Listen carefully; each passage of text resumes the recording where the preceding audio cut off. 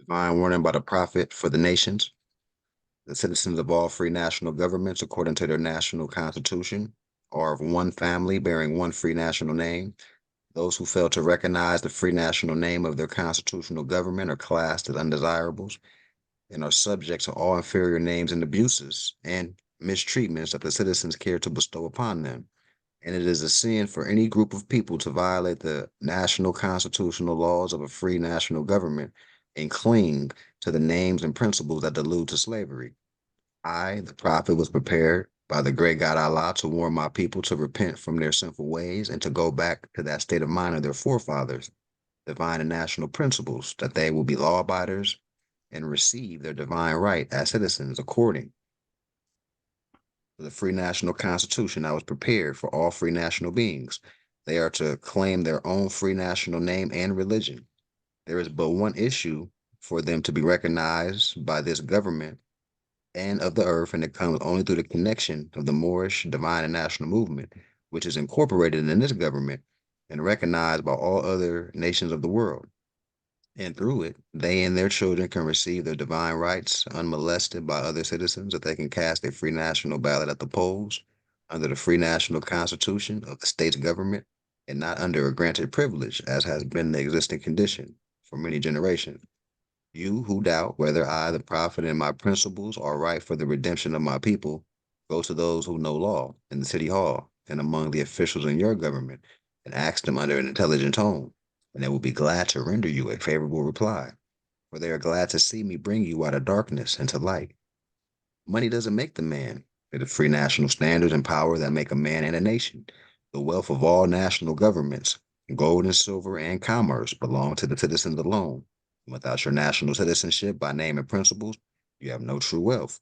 And I am hereby calling on all true citizens that stand for a national free government and the enforcement of the Constitution to help me in my great missionary work, because I need all support from all true American citizens of the United States of America.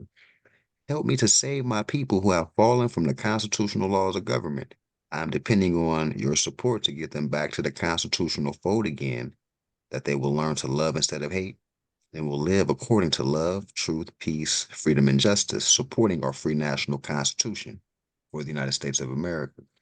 I love my people and I desire their unity and mine back to their own national and divine standard, because day by day they have been violating the national and constitutional laws of their government by claiming names and principles that are unconstitutional. If Italians, Greeks, English, Chinese, Japanese, Turks, and Arabians are forced to proclaim their free national name and religion before the constitutional government of the United States of America, it is no more than right that the law should be enforced upon all other Americans, citizens alike. In all other governments, when a man is born and raised there and asks for his national descent name, and if he fails to give it, he is misused, imprisoned, or exiled. Any group of people that fail to answer up to the constitutional standards of law by name and principles, because to be a citizen of any government, you must claim your national descent name, because they place their trust upon issues and names formed by their forefathers. The word Negro deludes in the Latin language to the word nigger, the same as the word color deludes to anything that is painted, varnished, and dyed. And every nation must bear a national descent name for their forefathers, of their forefathers, because honoring thy fathers and thy mothers, your days will be lengthened upon this earth. These names have never been recognized by any true American citizen of this day. Through your free national name, you are known and recognized by all nations of the earth that are recognized by said national government in which they live. The 14th and 15th Amendment brought the North and Unit North and South in unit, placing the Southerners who were at that time without power with the constitutional body of power. And at that time, 1865, the free national constitutional law that was enforced in 1774 declared all men equal and free. And if all men are declared to be free and equal, since that constitution has not changed, there's not necessary for the 14th and 15th Amendment for the salvations of our people and citizens. So there isn't but one supreme issue for my people to use to redeem that which was lost, and that is through the above statements. Then the lion and the lamb can lie down together in yonder hills, and neither will be harmed, because love, truth, peace, freedom, and justice will be reigning in this land. In those days, the United States would be one of the greatest civilized and prosperous governments of the world. But if the above principles are not carried out by my citizens, if they're not carried out by my citizens and my people in this government, the worst is yet to come. Because the great God of the universe is not pleased with the works that are being performed in North America by my people. And this great sin must be removed from the land to save it from enormous earthquakes, diseases, etc.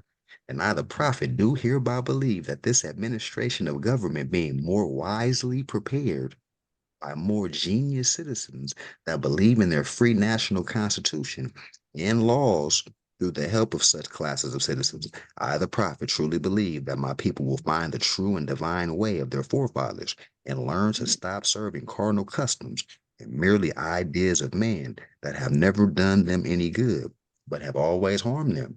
So I, the prophet, am hereby calling aloud with a divine plea to all true American citizens to help me to remove this great sin which has been committed and is being practiced by my people in the United States of America, because they know it is not the true and divine way, and without understanding, they have fallen from the true light into utter darkness of sin. And there is not a nation on earth today that will recognize them socially, religiously, politically, economically, etc., in their present condition of their endeavorment, in which they themselves try to force upon a civilized world. They will now refrain from their sinful ways of action, and their deeds have brought Jim Crowism, segregation, and everything that brings harm to human beings on earth. And they fought the Southerner for all these great misuses. But I have traveled in the South, I have examined conditions there, and it is the works of my people continuously practicing the things that bring dishonor, disgrace, and disrespect to any nation that lives the life. And I am hereby calling on all true American citizens for moral support and finance to help me in my great missionary work to bring my people out of darkness into the marvelous light. From the Prophet Noble Jew Ali, Islam.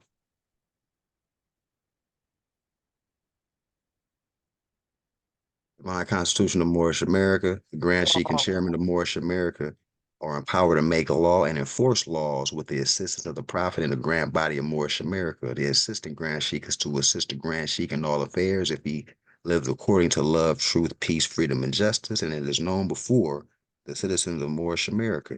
All meetings are to be opened and closed promptly according to the Circle 7 in love, truth, peace, freedom, and justice. Friday is our holy day of rest because on a Friday, the first man was formed in flesh, and on a Friday, the first man departed out of flesh and ascended to his Father God Allah. For that cause, Friday is the holy day for all Muslims all over the world. Love, truth, peace, freedom, and justice must be proclaimed and practiced by all citizens of Moorish America. No citizen is to put in danger or accuse falsely his brother or sister on any occasion at all that may harm his brother or sister because Allah is love. All citizens must preserve these holy and divine laws, and all citizens must obey the laws of the government because by being a Moorish American, you're a part and parcel of the government and must live the life accordingly. No organization of Moorish America is to cause any confusion or to overthrow the laws and constitution of the said government, but to obey thereby.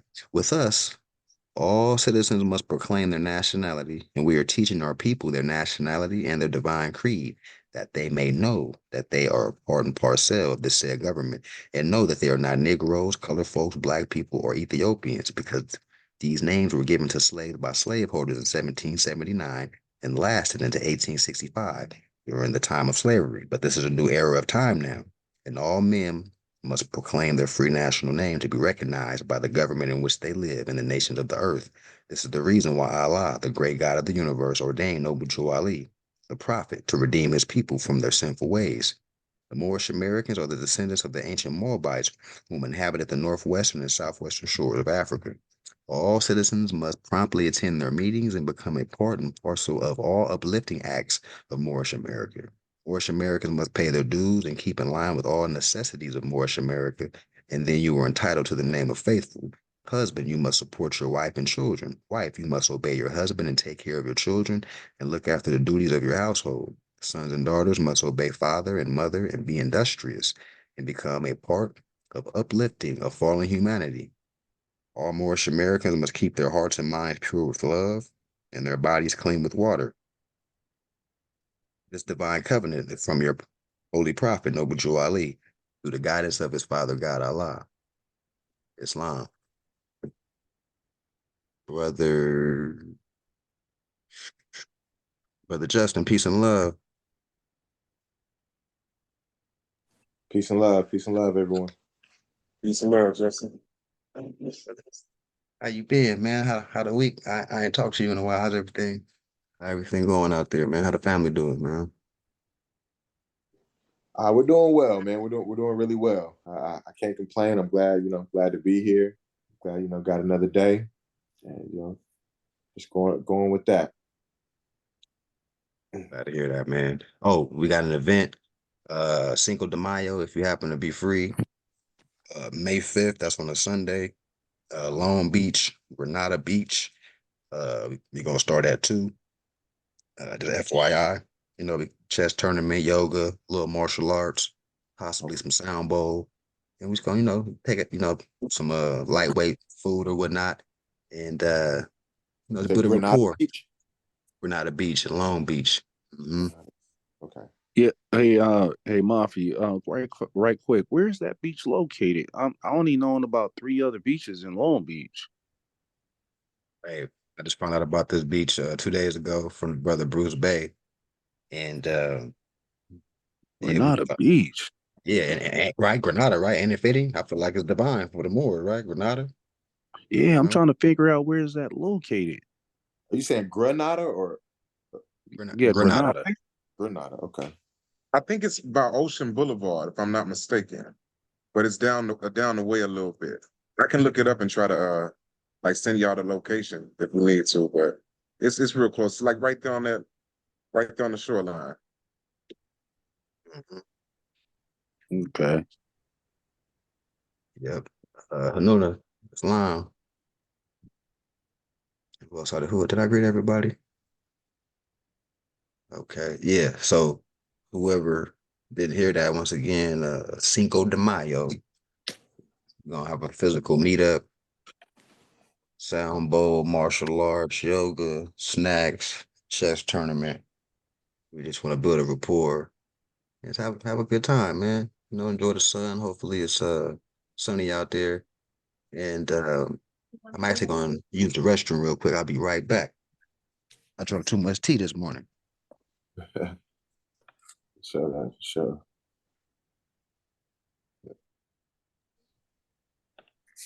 Grenada. Do y'all know how y'all would spell that beach? I'm just trying to look it up, see how far it is. It says on East Ocean Boulevard. East Ocean Boulevard. Yeah.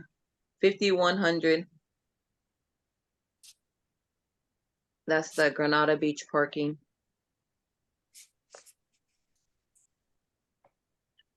But how would you spell Grenada? Granada. Okay. Okay. Grenada. Oh, okay. Okay. Oh. Thank you. Grenada Beach. Oh, you're very welcome. Beach. I'm pretty close. Well, close enough.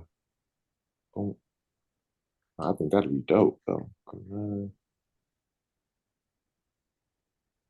Mm, Yeah, forget my screen too. Something happened. I gotta figure it out.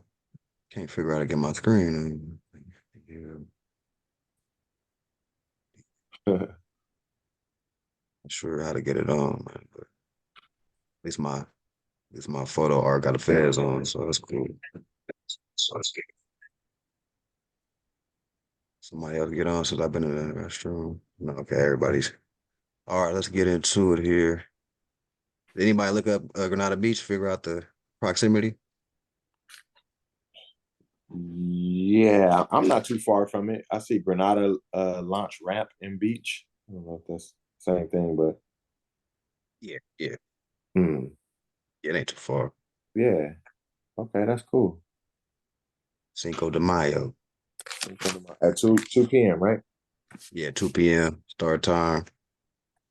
And yeah. Yeah, man, should be a good event. I got a couple other Moors that should pull up that y'all haven't met yet, so it should be good. Good gathering.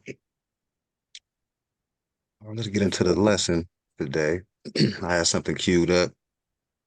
And once again, for context purposes uh, and reference points, like when we're talking to our brothers and sisters, we're doing missionary work, letting them know, for one, that we was already here.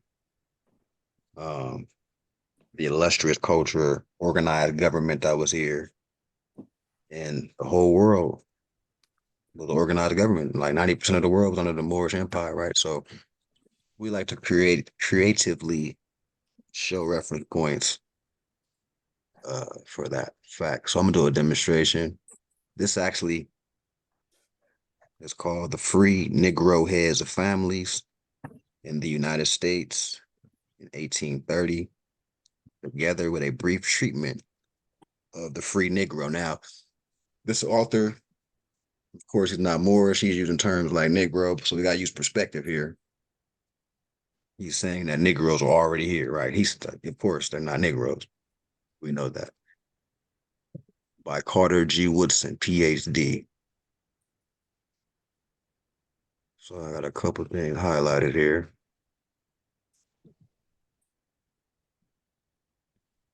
So let's see if I'm going to read it. Okay. So this report is the second of a series of documentary studies of the free Negro provided for by a grant, which the director of the Association for the Study of Negro Life and History obtained from the Laura Spelman Rockefeller Memorial, right? Rockefeller Memorial, 1921.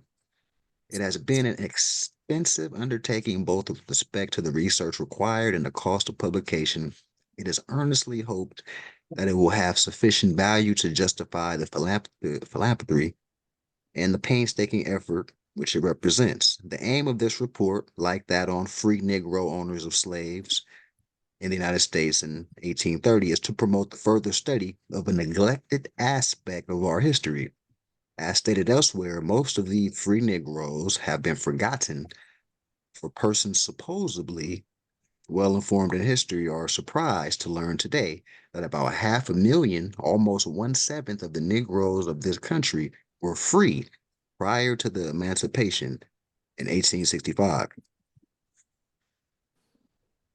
It is hardly believed that a considerable number of Negroes were owners of slaves themselves, and in some cases controlled large plantations. So, context, once again, we know the people that was already here before the Emancipation Proclamation, quote unquote, by Lincoln. It was Moors here already free. This author is essentially saying that this is just a cross-referencing piece to go with all the other things we know. We know about the Century Free Moors Act. We know about the treaties. We know these things were in operation before this date, 1830, right? So this is just cross-referencing information.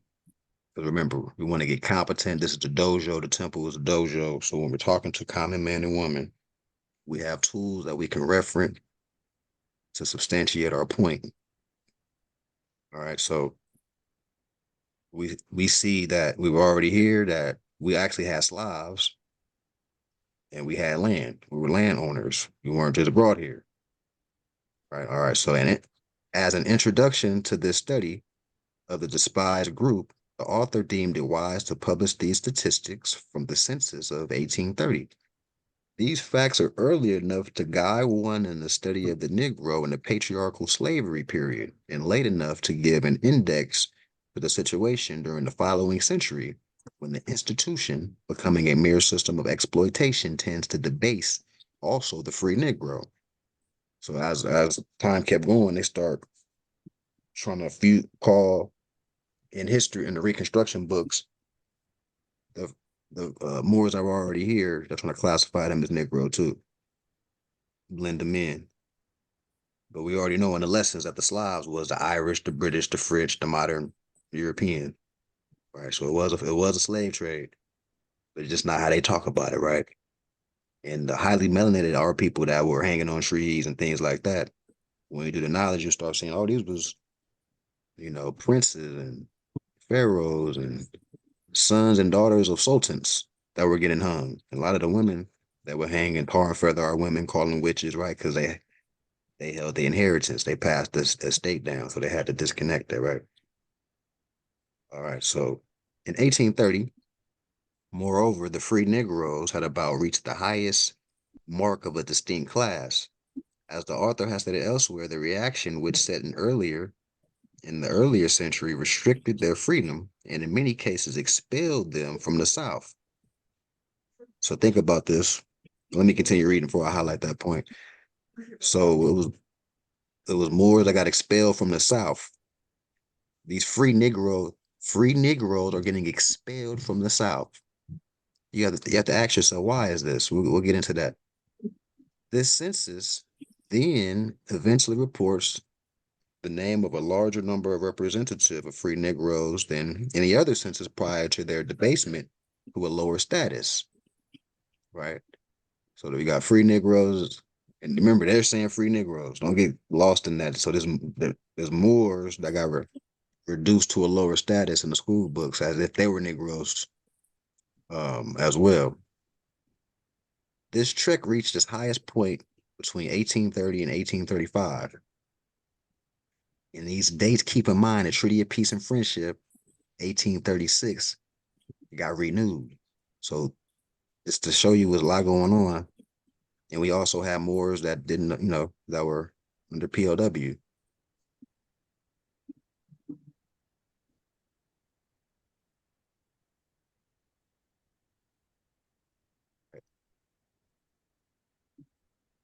Most of the free Negroes in the North in 1830, therefore, have been there for some years. So that's clearly we know that. But people that read this type of information that don't know that, this is insightful. But these are things that we can bring to the table to common man and woman to show.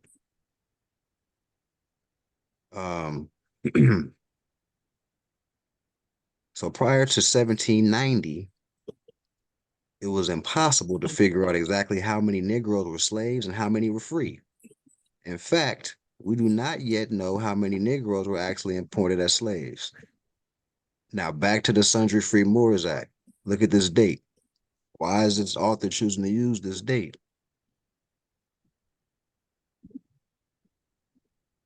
Moor Sundry Act of 1790.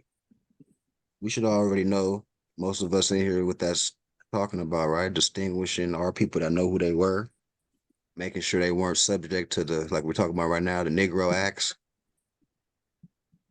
All right. I have to read up on it. I haven't You're read not this familiar shit. with the Sundry Moors Act? Oh, let's go over No. it right now. Yeah. Let me check the chat real quick. I see somebody. Check the chat.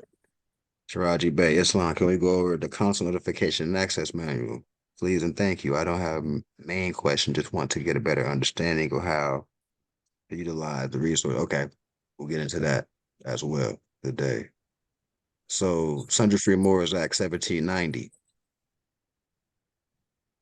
On January 20th, 1790, a petition was presented to the South Carolina House of Representatives from a group of 4 individuals who were subjects of the Moroccan emperor, and residents of the state. They desired that if they happened to commit any fault amenable to be brought to justice, that as subjects to a prince allied with the United States, the Moroccan is really Treaty of Peace and Friendship between Morocco and the United States.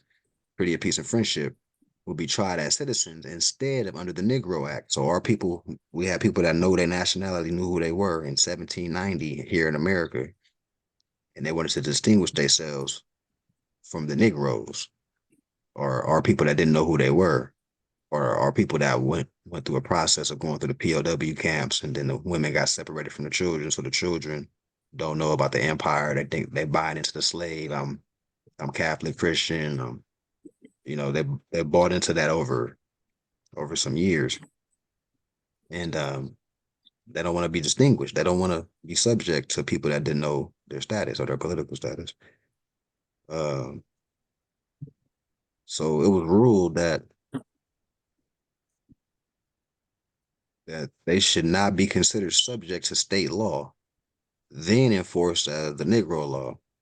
So that would be equivalent to today would be, penal code statutes or ordinances. Back then, it was just called flat out the Negro law. And so our people were saying that we're not subject to that because we're not U.S. citizens, but we have treaties with the United States. So that was the bottom line. And then it was by the committee of South Carolina House House of Representatives. They have considered the same and are of the opinion that no law of this state in its construction or operation apply to them, and that persons who were subjects of the Emperor of Morocco being free in this state are not triable by the law or the better ordering and governing of Negroes. So the Moors were not subject to rules and regulations that govern Negroes. So how you feeling about Brother Justin? Would you able to comprehend what this is Yeah, about? it's basically proof that's distinguishing us, more proof I would say, that's distinguishing us from Negroes and colors, all of those terms, right? Right. And this is, you can look at this on the same footing as case law, public act of a state. So this is an exhibit. This can be used as an exhibit in court That's to, what I was gonna ask. What is an act? Like, what is that? Is that like just a, I don't know how to really ask that question, but the more sundry act, it's a motion or like like official paperwork, I would guess you would say. yeah, it's a South Carolina uh, House of Representative, Representatives congressional record that, congressional. yeah. Okay. So, yeah, I'm gonna read that into that more too. The More Sundry Act of 1790. Wow. And also look up Article 4, Section 1 of the Constitution, and then you'll tie it in with this. So full faith and credit on any public acts, case law, House Article 4. resolutions. The Article 4, Section 1. Ties in with that section. Yeah, your top Article 4, Section 1, the case law, you tie it into any House resolution, any public acts. It all has full faith and credit. It's already been ruled upon. So being that it was passed in South Carolina, it's still just proof that we can use it everywhere in the United States, or Yeah, was it only yeah. special? You can use it. You can use it anywhere in the United States, but also you can also reference the Articles of Confederation, Article 4. That also cites full faith and credit as well, and that's stapled to the United States Constitution. So once again, that this Sundry Free Moors Act, it's a double down on them, to full faith and credit. It's double down in their law, so they can't, they can't dispute you. Okay. Can you see the screen, Justin? About the Yeah, full faith full and faith credit? and credit. Article 4, Article 4, Section 1 of the United States Constitution requires that each state give full faith and credit to public acts, records, judicial proceedings of every other state. Oh man, okay. What And matter? that's what you were just telling me, right? Article 4, Section 1. Yep. Oh, for sure. Okay. Thank you. Thank you. Full faith and credit.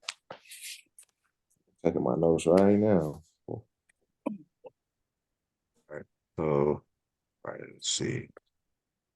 All right, so back to this. Once again, we're just using this cross-referencing for the people.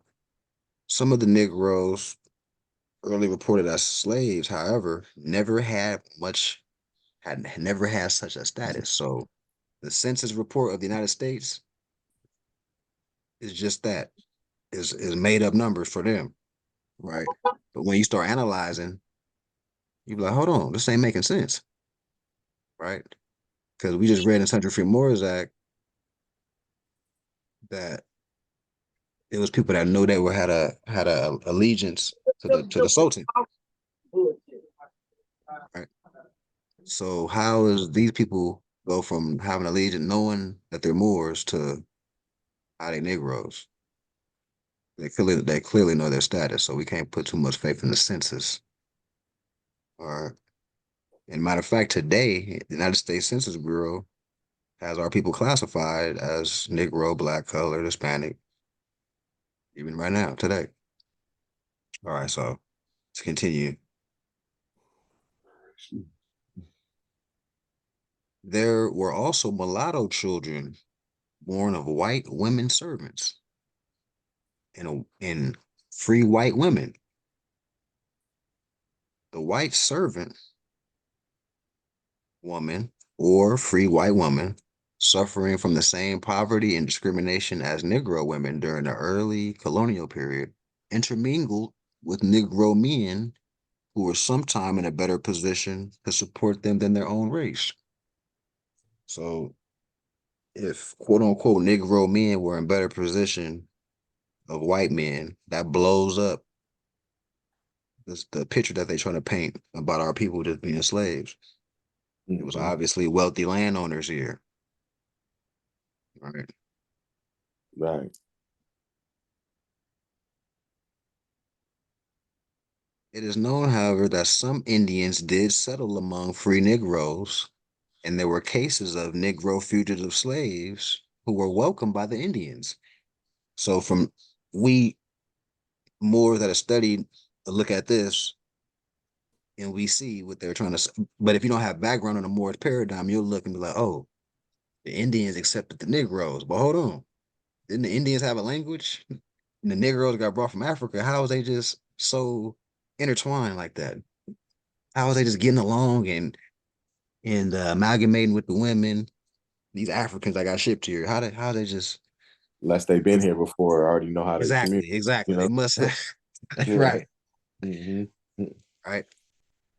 So once again, this is you want to present things like this to the people with logic, Don't want to get too combative. Just show evidence. What of course other evidence. Like I say, this is cross referencing. You would use this in conjunction with like we're doing right now with other facts to Right. support your case. Right. So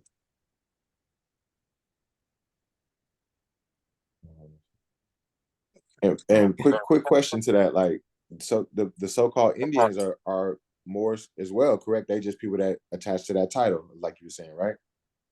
right, they've got branded Indian, just like we got branded Black and Negro. Right. Right. All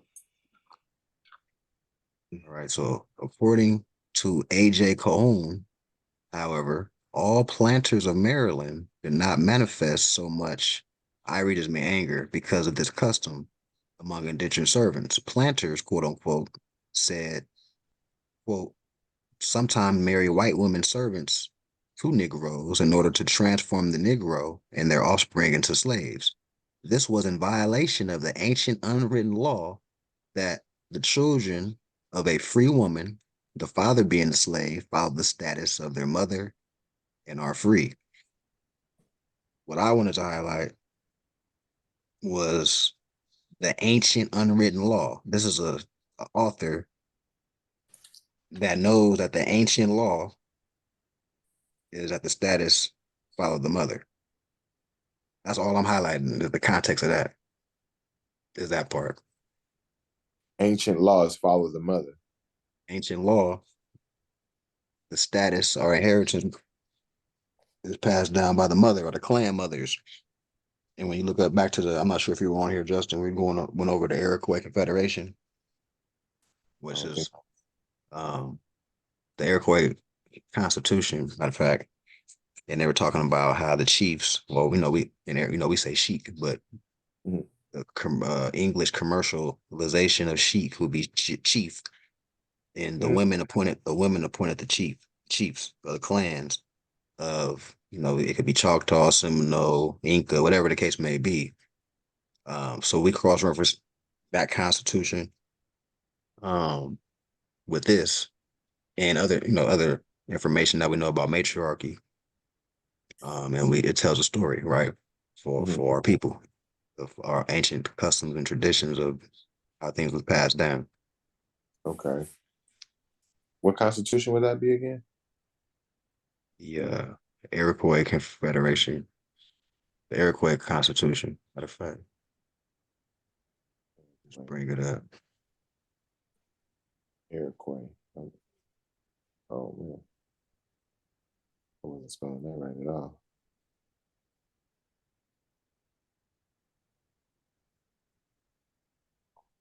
Just bring it up in real time.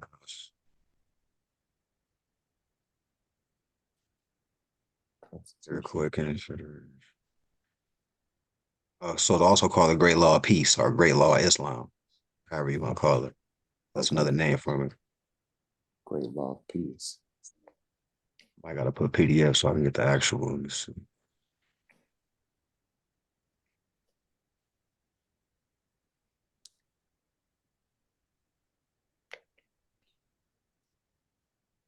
You see how I got to it, Yeah. right? And it's gonna bring you the whole Constitution. And it's gonna go into the specifics. I believe it was Article 20, the one I was talking about.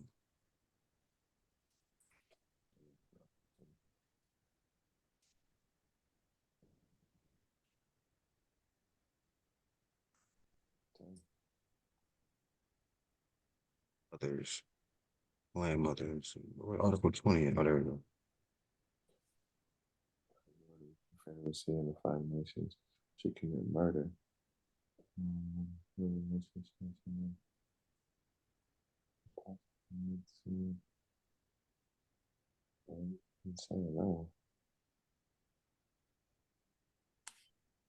Just read this in its entirety. And you're gonna see. Okay, The I got it. I got it down. The I'm not sure how you pronounce that name again. Inquiris Constitution. Iroquois. Iroquois, also Yeah, known as the Great Law of Peace. also known as Great Law of Peace. As a matter of fact, this was the crew that taught um, the founding fathers, George Washington, Thomas Jefferson, how to go back to their crew and organize government and even create the Constitution. You know, These were the people.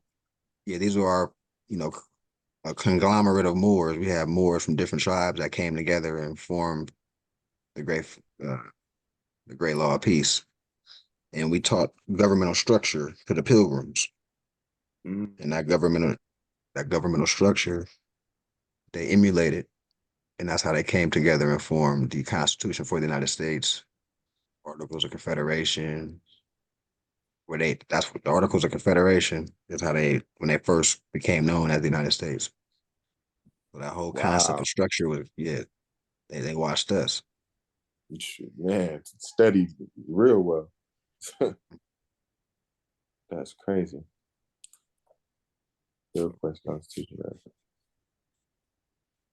But it's like you said, it's passed through this. It's matriarchal. It's passed through the mother. Right. That's ancient culture. Mm-hmm. That's ancient culture. All right, so matter of fact, let me reference this book just in case y'all might want to check it out in its entirety.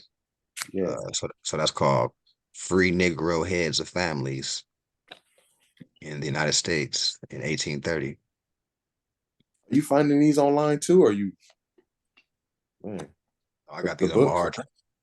No, Oh, I got like hundreds of books on my hard drive. oh, okay.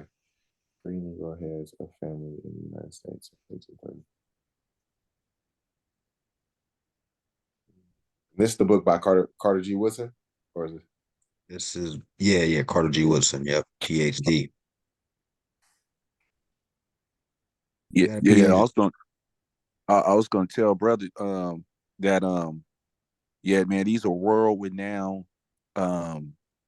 world renowned historians and archaeologists as well. So once again, they'd be hard pressed to come up with information that would top these people, man. Mm-hmm. Islam. I'm sorry. Yeah, Islam. Islam. That's good stuff. That's why I highlight the PhD. His PhD after his name. So anybody any brothers and sisters that you waking up to this paradigm, you chose to use this as ammunition to cross-reference your point. I like that fact, because most of our people, oh, they got a PhD. They And I mean, just to keep it real, anybody to get a PhD, you have to have some scholarship about yourself, right? Yeah, some real So studying, right? yeah, he was a researcher. People research information. Yeah, you got a few of them out there, like Dr. Ivan Verse or Tima. You have Gerald Massey, David McRitchie, J.A. Rogers. This is just to name a few. These are world-renowned PhDs, historians, archaeologists, and genealogists as well. Man, they break it down in their books. Mm-hmm.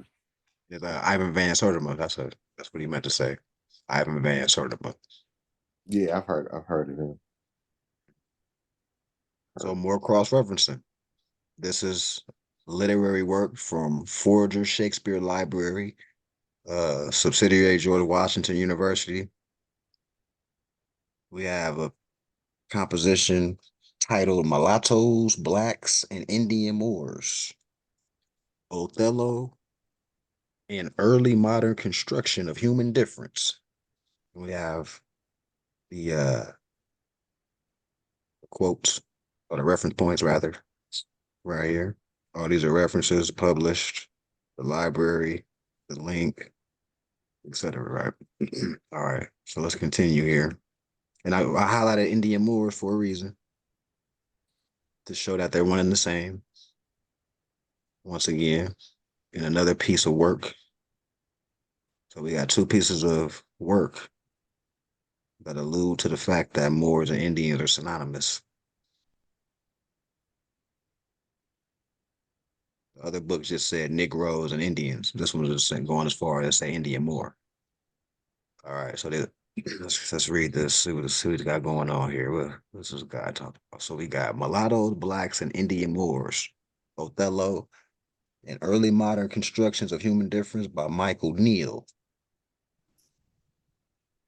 Got some things. So this I got some things highlighted, but in summary, he's going over the Shakespeare play Othello, the Moor of Venice, and he has some thoughts.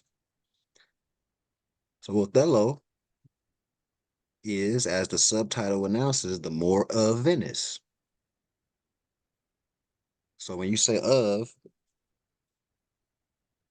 right, it's the Moor of Venice. So not only Moors Aboriginal indigenous to America, but Venice, well, I don't know if everybody knows where Venice is at, but that's loosely referred to as Europe, right? Which we call the Iberian Peninsula or Asia Minor, but we Aboriginal indigenous to Venice, Sicily, wherever. You got something, Larry Bird? You finna say something? No, I'm just toggling back and forth. I'm good. Sorry about Okay. that. I know you good. All right, so the Moor of Venice, Shakespeare play.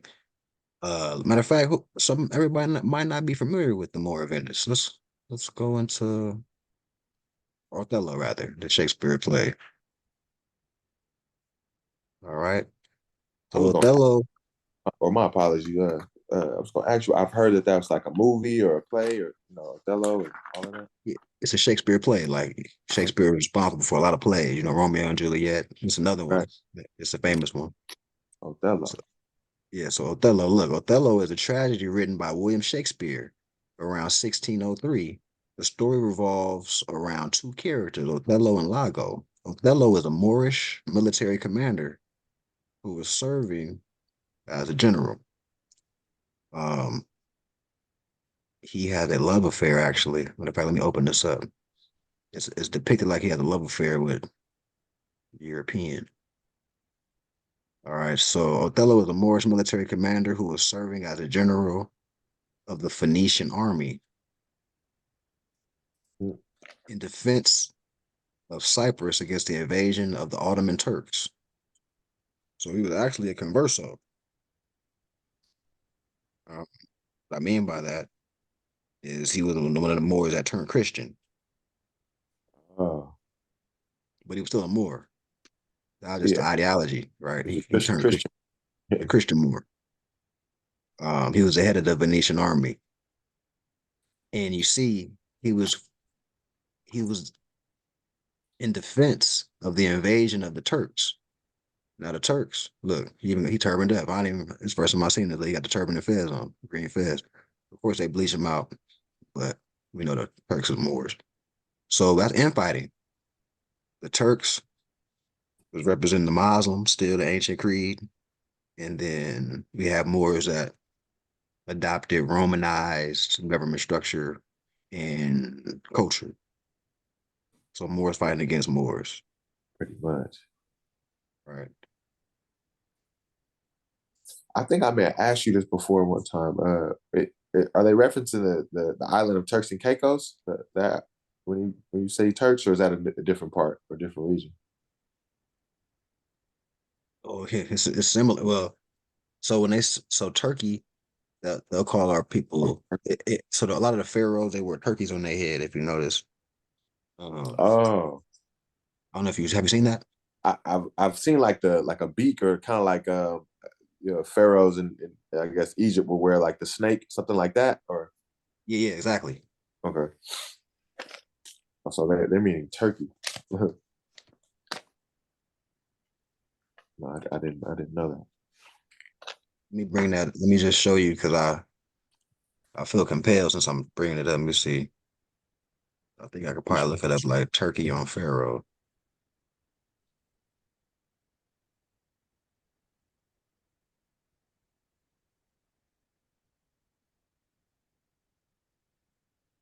Turkey, Turks.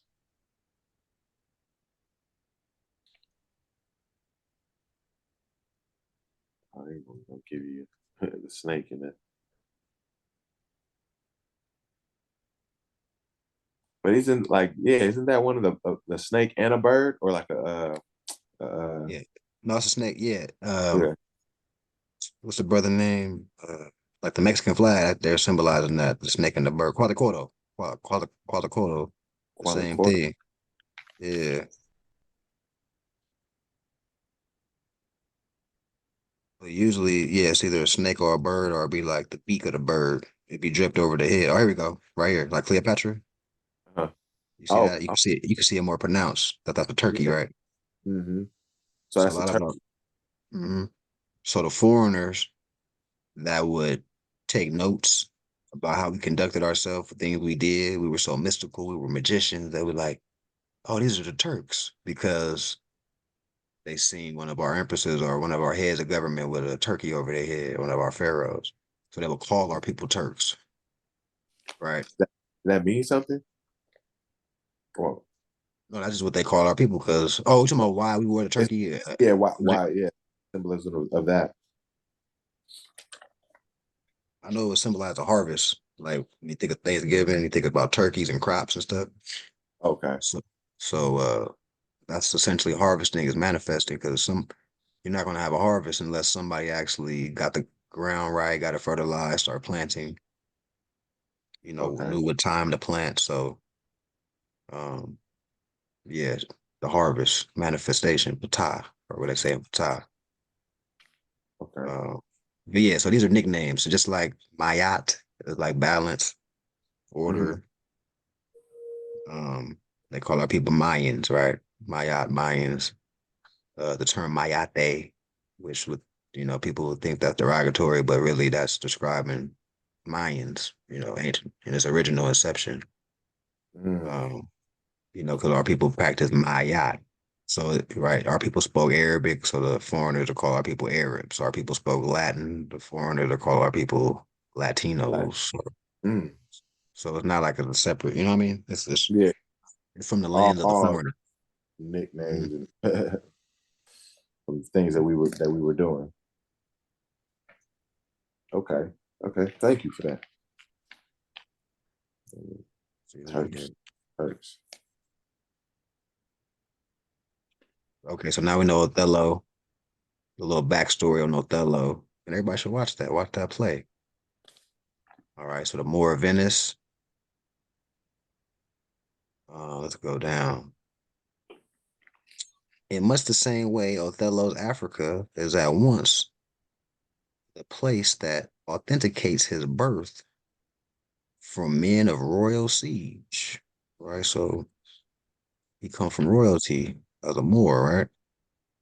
When Rodrigo, under Lago's tutelage, dismisses Othello as an extravagant and willing stranger of here and everywhere, he issues a fundamental challenge to the syntax of identity described in the play's subtitle, The Moor of Venice. To be a Moor, he insists, is to be a fundamentally dislocated creature. Now, the reason I'm reading this is to show you how they try to throw off. They're trying to throw you off. Um, but we're gonna see how he's gonna say that doesn't make sense, right? So the Moor of Venice, to be a Moor, he insists is to be a fundamentally dislocated creature, a wandering citizen of that unplace known as wilderness, heath, or moor, an earring, a barbarian, etc. Right? That's what they try to, right? Or a civil monster, which he points out as an oxymoron. How you gonna be a monster but civil? Right? Right. Right. So they try their best to make our people look like heathens and stuff like that. So, all right. So, yet the of in more of Venice is easily passed over as a mere instrument of descriptive amplification, and unproblematic in its implications as the similarly deployed locatives in, say, Timon of Athens, or the two gentlemen of Verona, or the merchant of Venice. So, because remember, most people would think of Venice as being Europe, and most people think, like, when we say British, French, Irish, you think about blonde hair, blue eyed people, like, oh, that's the original people of that area. So it's shocking, this author is like, how is it the Moor of Venice? This man's from Africa, or, he's not from Venice, but the indigenous people of that area was highly melanated. Like, you look at Saint Maurice, another, he's, right, Aboriginal, indigenous, German. Um, Mafia, I was gonna say if I can add on, I've been to Venice, right? In Venice, Italy, and there is a high number of Moors in that area as well. I witnessed that with my own two eyes to this very day. yep, and statues to correspond, the history of who the nobles were in that area.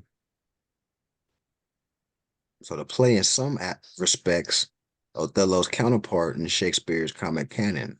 To remember the Merchant of Venice in its context, however, is to recall the telling, ambiguous description of the play in the Stationer's Register, a bookie of Americana Venice, or otherwise called the Jew of Venice. So here is another cross-referencing where so Jew,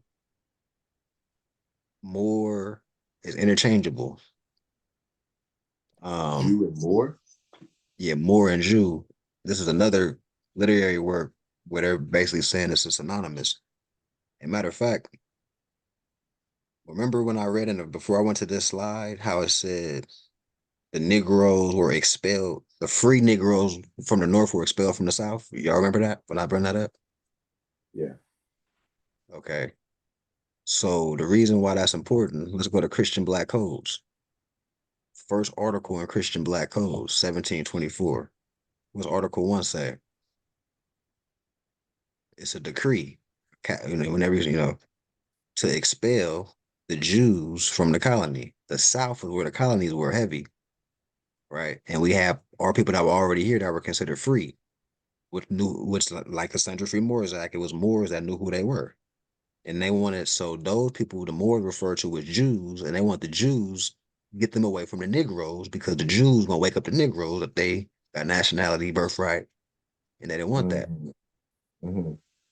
So off top, that's the first article of Christian Black Codes. Get the Jews out the colonies, i.e., get the Moors away from their people. Keep the Right. Moors away from the black Negroes and colors, because they're gonna wake the black Negroes and colors up. And now we can't do what we want to them because they got a different political status. All right. So I wanted to Right. cross reference that. What we'll be reading now, as far as Moor being synonymous with, right? We got the Moor of Venice or the Jew of Venice. Pick your poison. It's the same thing. or anciently, how they refer to our people is. Let's continue as other such things that stood out to me. Okay, so the great advantage of Moors over Jews, or so it might seem to early modern Europeans, was that they could not so easily distinguish the difference. They couldn't distinguish the difference between the Jew and the Moor at this time. Why? Same people. Same people. The blackness, as Aaron boasts in Titus Andronicus, quote, sworn to bear another hue. And the ultimately reassuring thing about George's best famous story of the English mother who gave birth to a black baby is that the taint of artillery seems compelled by nature to discover itself the black Moor. As scripture and proverb insisted, cannot change his skin any more than the leopard can change the spots. For it was impossible to wash the Ethiop white. They're trying to say Ethiopian. Yet, of course, Aaron's boasts is undercut by his own scheme to substitute the impeccable white offspring of his countryman, Malutus, for Tamora's black infant. And as the parallel campaigns of prosecution against converted Jews or Moranos and converted Moors, Moriscos, were calculated to demonstrate it. Turns out that Moorishness was almost as capable as Jewishness of concealing its aggressiveness, otherness within the body of the same people. This was the case partly because of the notorious um, indeterminacy of the term Moor itself. Insofar, it was a term of racial description. It could refer quite specifically to the Berber Arab people of the part of North Africa, then rather vaguely denominated as Morocco, Mauritania, or Barbary. Or it could be used to embrace the inhabitants of the whole North African littoral. Or it might be extended to refer to the Africans generally. So anybody talking about the African, they Moors. Whether white, black, or tawny Moors. So no matter the shade, we caught up in skin tone games. Or by an even more promiscuous extension, it might be applied like Indian. So anybody saying they Indian, they Moors. Anybody saying they're African, they Moors. So almost any darker skinned people, even on occasion, those of the New World. So here's another literary work. Well, let me read one more sentence actually. Consequently, when Moro Valet refers to the supine obedience of Indian Moors to their Spanish lords. So we got two literary works from two different authors, and we're cross-referencing. So one is saying Moor is essentially a nationality, right? No matter if you're Christian, identified being Jewish, the original Europeans. And this author, we remember we're talking about Venice, but this author chose to mention like, oh, it means really dark-skinned people. Even the Indians of the New World, which we know is the old world, but they're gonna contemporarily commercially call America the New World like it was just discovered. They're gonna say the Indians is dark too. For those Moors. So this is a non-Moorish author. Well, in his mind, he's not saying he's a Moor, but he's just putting out the evidence, right? So this is once again, we would competently put a presentation together, our case in this way. So our people that are just, don't know this information at all. It's a blank canvas. We want to bring things like this up. It is usually assumed that the two terms are simply mutually synonyms, right? So Jew, Indian, Moor are synonyms. And that the magician, right, means something like dusky, New World native. So they called our people magicians because we knew how to use the earth for medicine, and we know how to meditate and channel in energy and whatever you can think of. that wasn't so low vibrational. Oh, that's magical, right? But more could often be deployed in fashion, perhaps inflicted even for the English. Our memories of the Spanish Reconquista as a religious category. Thus, Muslims on the Indian subcontinent were habitually called Moors. So, Muslims on the Indian subcontinent are Moors. So that means Malaysia, Indonesia, Vietnam, Japan, Korea, Philippines, Moors. And the same term is used in East India Company. So the fact that our people are even tagged Indian, whether it's in America or Hindustan or quote unquote Asia Minor, they're Moors. And they were tagged Indian by who? The British East India Company. So India is a tag. Of course, we know that as Moors, but we want to once again use cross referencing from people that don't prescribe to be in the Moorish paradigm, but still laying out fact. So our people will think we're biased. Like, oh, that's a Moorish book. So no, this author don't prescribe to be Moorish. He's just giving you world history of what really went down in the world. All right. So let's continue here. Let's see where we East India Company literature to describe the Muslim inhabitants of Southeast Asia. So whether they be Arab or Indian, traders or indigenous to like Malay, that's Malaysia. You look up the Malaysian flag right now, you're gonna see the moon and the star on their flag. So Vladis, Indian Moors could equally well be Muslims from the Spanish-controlled Portuguese East Indies. In such contexts, it is simply impossible to be sure whether Moor is a description of color or religion, or some vague amalgam of the two. And then the intoxicated ex, exoticism of Merovingian geography, such discrimination hardly matter.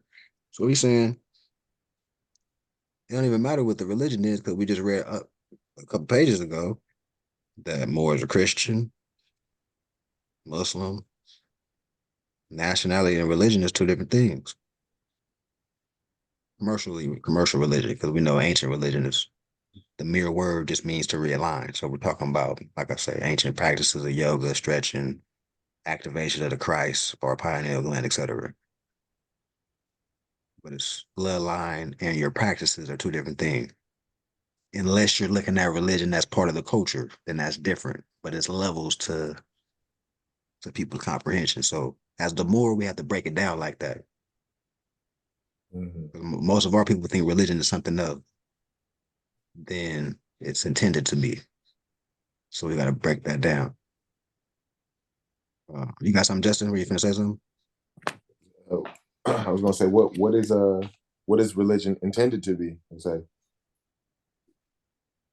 You look up religion etymology, just to dictionary. take it, right? Or yeah, you can get a hard copy, or you can look up the search engine.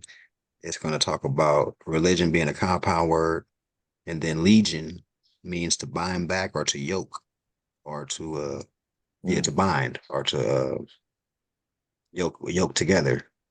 So when you put re in front of legion, you got religion, which is realign. Okay. Anywhere you're talking about realignment, you're talking about chakras. You're talking about self mastery to even ascend up that ladder. You got to conquer your root chakra first to even graduate to the sacral, right? Eventually get the heart chakra activated, eventually get the pineal, eventually get the crown, or which is symbolized by the halo in most depictions of ancient saints and things like that, right? Mm-hmm. So um that's not how our people looking at religion today. You know what I mean? So we were kind of giving an assistance to our people, a little background. Uh Okay, I get you. Is cosmology is cosmology religion? well, would it be considered a religion? I don't think so. I No, call it right? culture. I call Oh, I call it our culture. Like you say, oh, what is Moorish culture? mm, Be cosmology, like the study of all, right?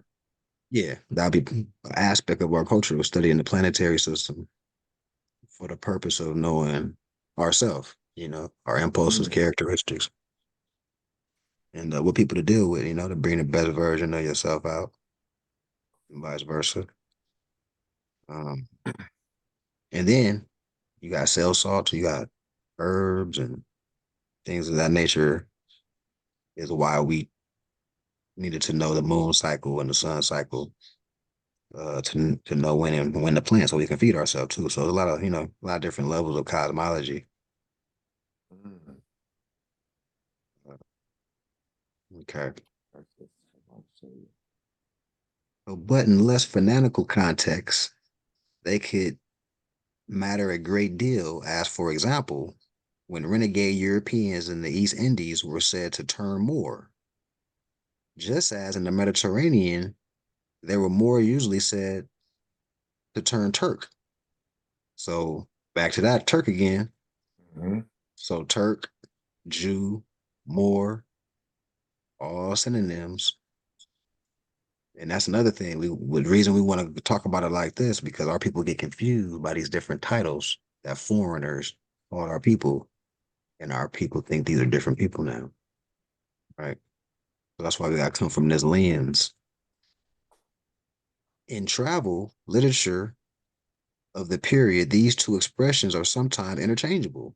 Turk being used even in descriptions of the East Indies as a loosely generic description of the people otherwise called Islams or Mohammedans, right? So they'll Mhm. call our people Islams or, it says Mohammedans, but it's basically Muhammad, Mhm.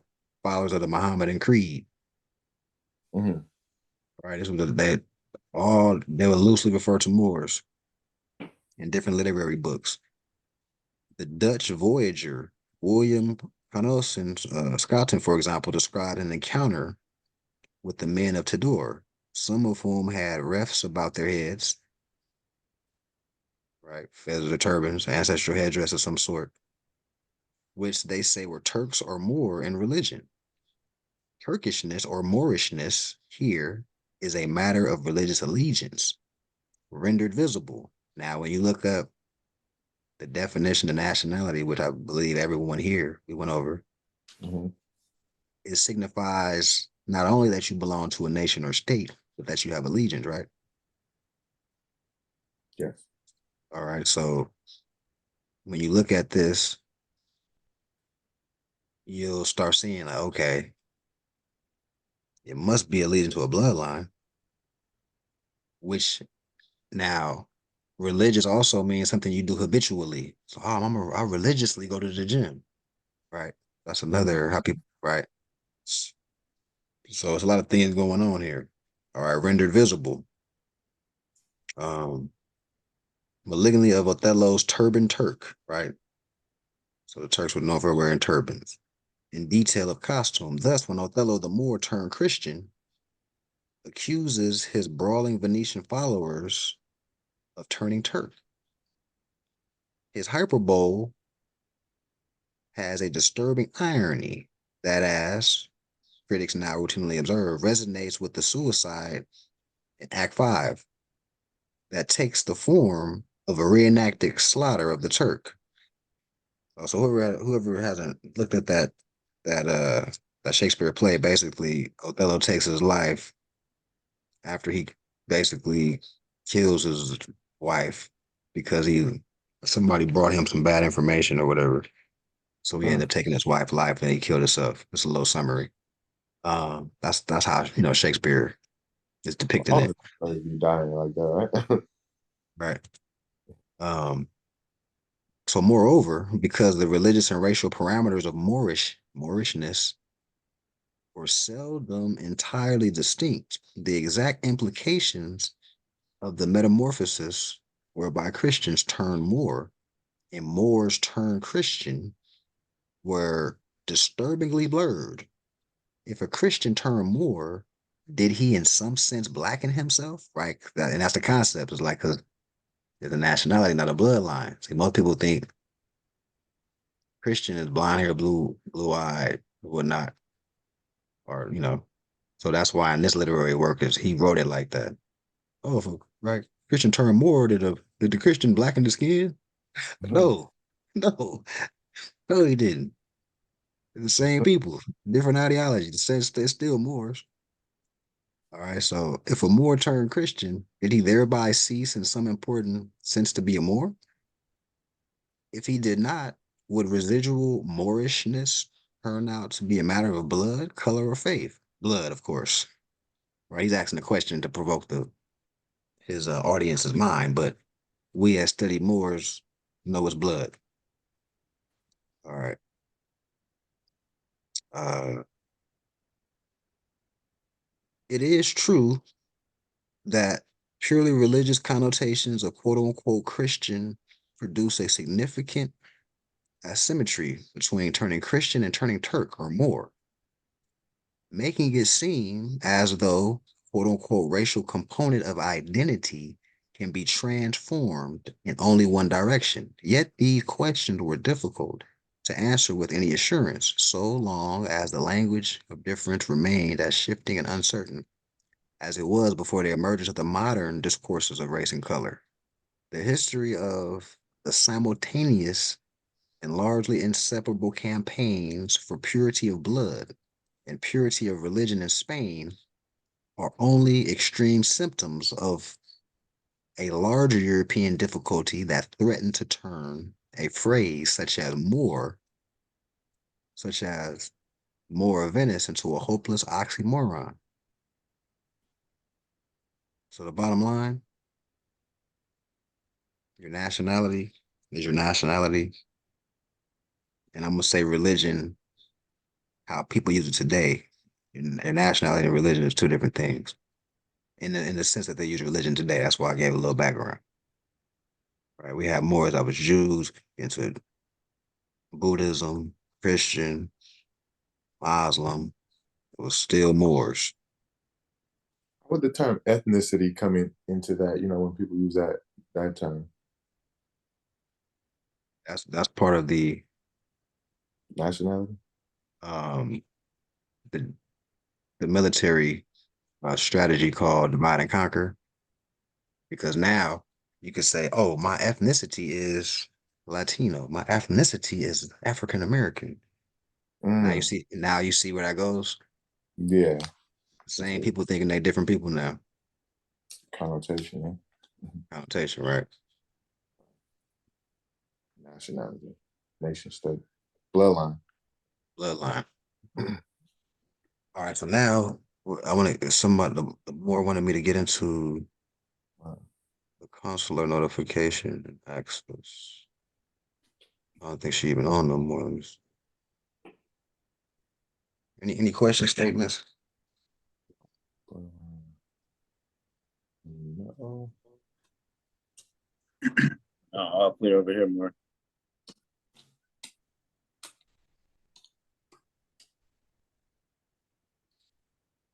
Okay, let me look. There's some more trying to get on that the act of question.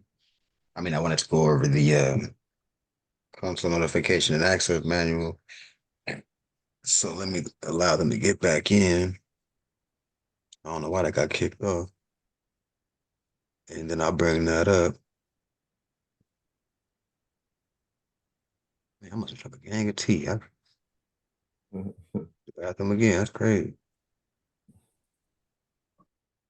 So let me cue the consular notification and access manual up while we're waiting for them to come back on.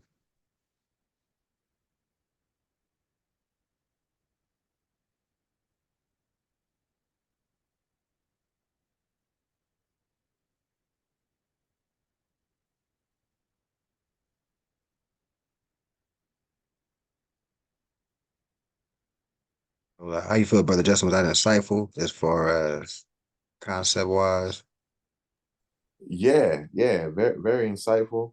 Um, just so even when I'm writing down, just certain nicknames, because even when I'm reading some of these things, it does throw me off. Like you said, the Turks and the Jews and um, certain things of that nature. Even I want to look into the Othello Shakespeare play, the Moors of Venice. That's a did you say that's a piece of literature as well? Or is that just a term that they use? That was a subtitle for Othello. Okay, oh, Oh. subtitle. Yeah, yeah, he was a Moor of Venice. Or the Jew of Venice. The Jews of Venice. Yeah, Jew of Venice. And, we just kind of went over it a little more in depth on why it's synonymous as far as those terms, Moor and Jew. Mm-hmm. Oh, it's a book called The Jews of Muslim Spain, too. You got to grab that. Another book. Jews of Muslim Spain. Mhm. It's going to talk about how, the Moors is over there, Iberian Peninsula, Asia Minor. Um, and it'll make more sense, too. It's another cross-referencing book of how they talked about the Moors as being Jews, in Okay. Spain. And when you talk about the Sephardic Jews, those are the Jews that got expelled from Portugal, Spain, right? Sephardic. Sephardic, distinguished from Ashkenazi, which would be the people saying that they're Jews today, with the little yarmulkes on their head. That's what I was gonna But say. What is the difference? And are they just claiming to be us in a sense? you know, title wise? yes, if well, only if they go as far as to say or do not acknowledge what we're talking about as the Jews being. Because matter of fact, it was a Sephardic Jew that came to my table last week, and he had noticed my pyramid. He was like, "Man, what's this about, man?" Like he just wanted to know. Mm-hmm. And he seen my ring. To us it's as above, so below, but to them it's the Jewish star, right, Right. or the Star of David or whatnot. So I start giving them insight, like we're both. I'm a Jew. I'm a Jew as well. I'm an illuminated one. Let's take it farther back. You got to go to Tahuti. It was no J, remember? So Right. Tahuti will be an expression of Egyptian hieroglyphics as a bird with a pen, right? And he represents one that knows knowledge or wisdom.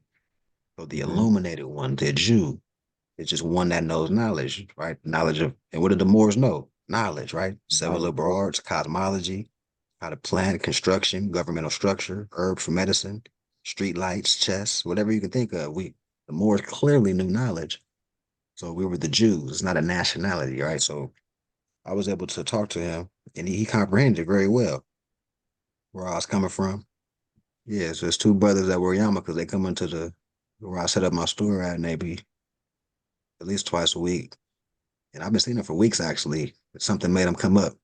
I think it was like I said, he saw that they saw my ring and he felt compelled. You said Sephardic Jew, right? Sephardic. Sephardic Jew. Yeah. Man. Okay. That's cool So that they were receptive to it too. Like, yeah, hmm, that's why I stressed that when we in these settings that we're getting competent. It's all about how you talk to the people. Our humans are very sensitive based on what they. Oh, there you go. what they know to be true and what they know what they, Yeah, so you got to talk to them. And that's the whole point of being competent and knowledgeable, so you can know who's in front of you. You would know what to say based on how they open their mouth up, things they said. You want to kind of get a sense of how they think, so you can mm, package something in real time. Like, okay, he will be able to comprehend this and see where I'm coming from. You know what I mean? mm-hmm. For me, that's how I see it. No, It that's works for me. a good way of processing it. I see what you mean.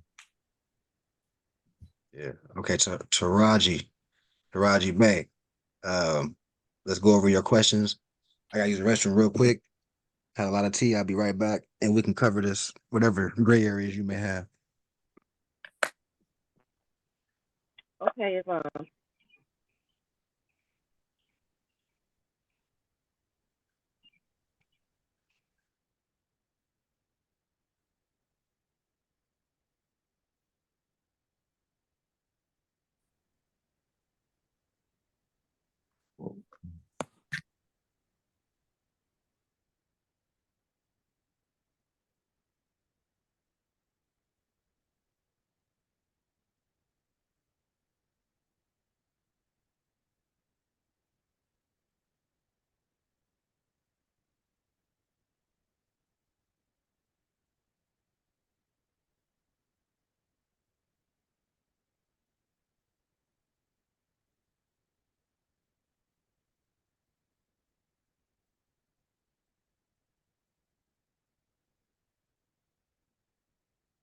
All right, I'm back. What we got here? All right, you had some. What did you have? What kind of question did you have, to Raji? It's peace and love. My Kabaka got pulled over recently, and he also he let them know that he let me back up. He made them aware about the notification manual, and they still ignore everything that he tells them. So You what else breaking up? can he say to get? Hello? Yeah, you kind of breaking up a little bit. I'm not sure if you're in a bad area.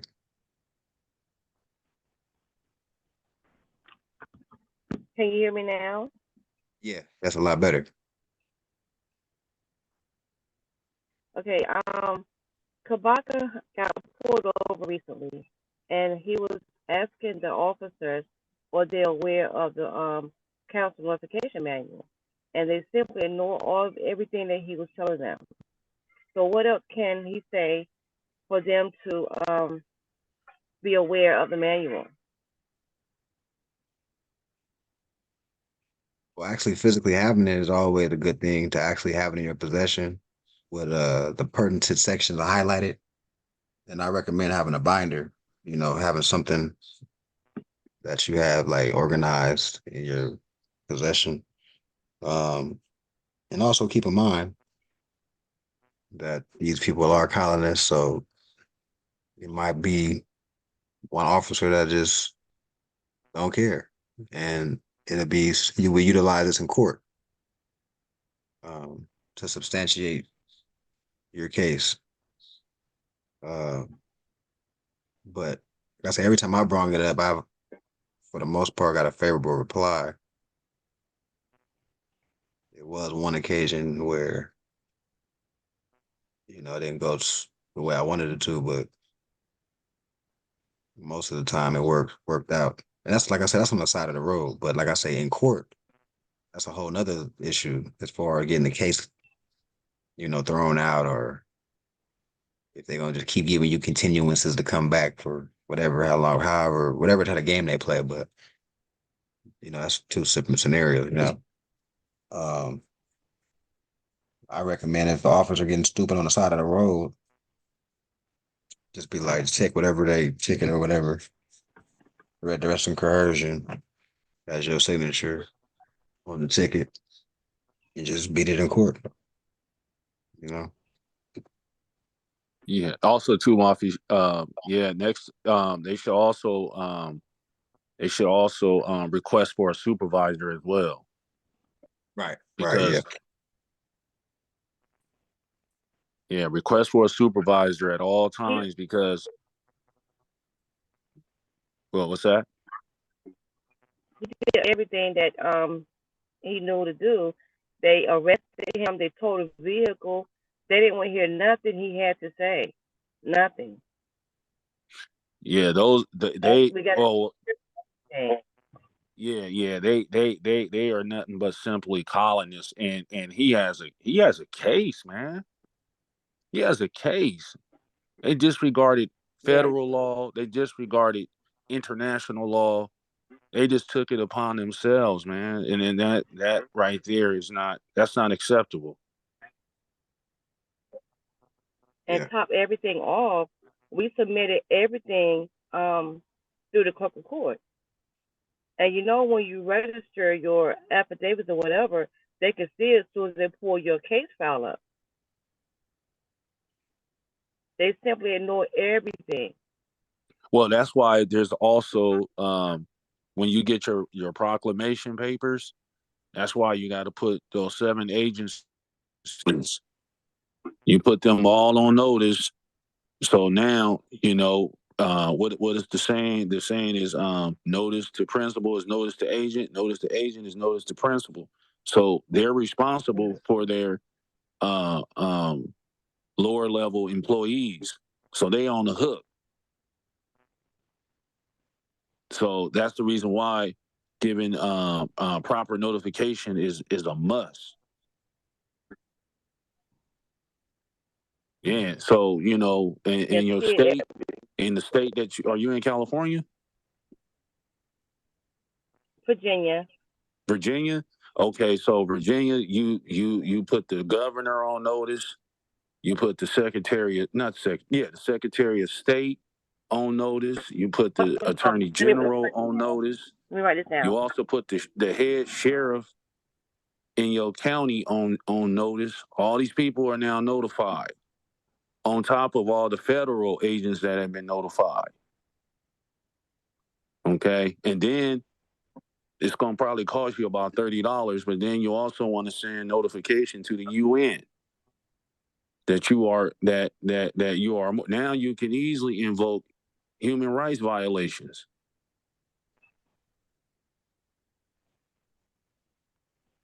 Yeah, so it's a must. It's a must that is done.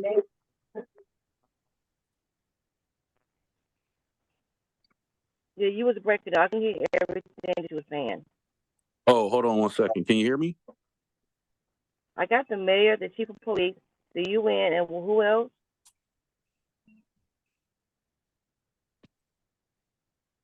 Yeah, hello. Yeah. She was asking you what you were saying, but you pretty much said everything you said, I believe. Right, yeah. The volume got really low right now. I don't know if it's I my couldn't phone or hear not. it. I just heard mayor, chief of police, and UN. Those are only three names that I heard. Yeah. You send notices out. You send it by certified mail with stamps. You put stamps in the upper right hand corner. You're gonna cancel the stamp because you're putting it into commerce. Okay, you cancel the stamp, and you also want to use the green card. You want to get that back as well to show proof that they signed for it. Okay, and now they're all on the hook because you gave them proper notice. You're not going to get a rebuttal. They're going to all stay silent. They're not going to contest it at all. Now, when you go into court, now you can show documented proof that you gave notification. You gave notification, and no one's going to dispute your nationality. And then now you can just outright show that these officers were rogue. And another thing, Larry, they got him for a fictitious name. He gave him Kabaka Bay, and they told him that it was fictitious. That's not a real name. No, you know what? Once again, that is evidence of human trafficking and genocide. Period. And as we stated earlier, if you have a driver's license, they can always find you in the system underneath that driver's license, and they're gonna make your bay a AKA. Your bay then becomes an AKA. Your L becomes an AKA because you still have a contract. Yeah, they can find you through various ways, through your voter registration, your car registration. That's why it's always good to have a trust and have your car underneath the trust name, and therefore you don't have any association to the corporation. Now they can't. Now they can't go. Now they're gonna have a hard time come bringing you into court. Trying to run you through their system. And that's why I was saying too. We spoke earlier to Raji about this as far as he not being registered at all. We know in law what it says, but that's not, like I say, it ain't looking like Chinatown. We ain't got businesses. It ain't looking organized. They're gonna look at it like you're trying to get out of something. So the path of least resistance, based on what we're dealing with today, is to get your car registered in a community trust or a family trust. i.e. the temple or a family trust, and you can still utilize your nationality card because it's going to tell a story. They will run the VIN, it's going to see it's under a Moroccan organization, Moorish organization. You're going to pull out a ID that matches the nationality of the organization, and then the manual as well. But they're not like you just said. They're not going to try to hear nothing. Oh, you're not registered at all. These people are colonists, and a lot of Moors. He have his, he have a title. Yeah, the title. Yes, he don't. It's not. I don't know if it's. I don't know. I don't know if the difference between title and registration, but um, he have a title for his vehicle, but he Title don't say. have the plate. Oh, so when they run the VIN and say registered, who they say registered to? His straw. Yes. There you have it. That's why they went in there. That's why. Um, That's So exactly what. we can put it in our trust that we already established. Like Do you what is the do steps? do you own the car outright? Are you still paying a car note? No, the car is paid for. All vehicles Okay, we have so is paid when you establish the trust, you're then going to change the name, the ownership of the car into the name of the trust. yes, You it's see what simple I'm bill of for. saying? So I sale. go to So now that the trust name. what's that? I'm sorry. So do I go to DMV and put the vehicle in the trust name? Yeah, that's what you do. You can put the car underneath the name of the trust, right? And so now when they run your VIN, it's gonna show that your name that the car is registered to trust. Not the you're just a trustee. You're an official trust business. You're just a trustee. You're the manager. And so if they try to write you a ticket or whatnot, and So what paperwork do what I I've present? been told, these officers, they're not supposed to be dealing with trust. They've been warned not to deal with anything that has to do with a trust. Because trust law is the highest law of the land.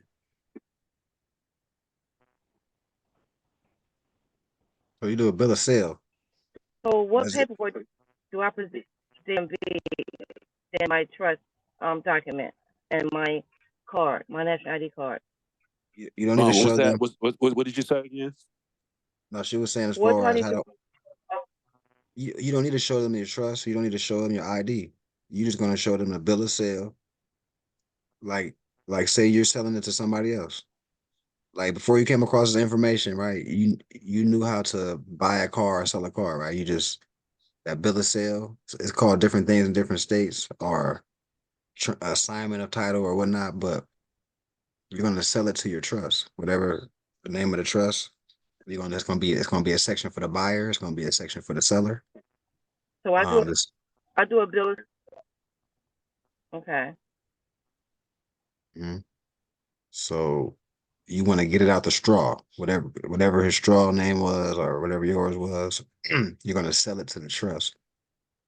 I would throw some lingo as well as far as like Moroccan trust or something like that, something that has a nationality in the title.